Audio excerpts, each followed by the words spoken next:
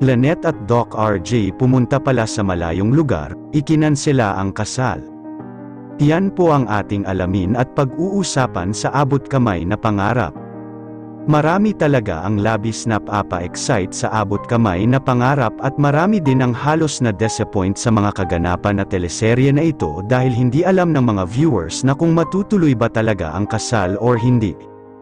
Kaya marami ang nag-aabang sa episode na ito dahil gusto talaga nila malaman ang katotohanan na kung sino ba talaga ang karapat-dapat kay Lynette sa episode 366 na ay maraming nalungkot dahil sa matutupad na nga ang kasalan nila Carlos at Lynette kaya maraming mga viewers na nagmamakaawa na sana daw ay hindi matutuloy ang kasalan na ito dahil si Doc RJ at Lynette lang ang tunay na magkatuluyan.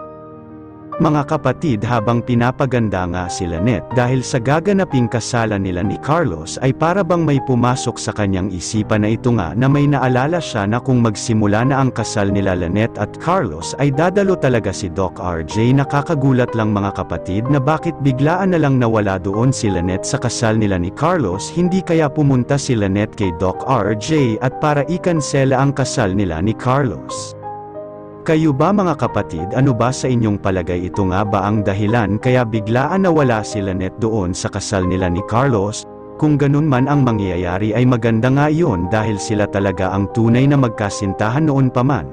Alam ko isa sa atin ay marami na talagang gustong malaman ang tunay na katotohanan at alam ko lahat sa atin ay excited na talaga panuorin ang susunod na episode sa Abot Kamay na Pangarap.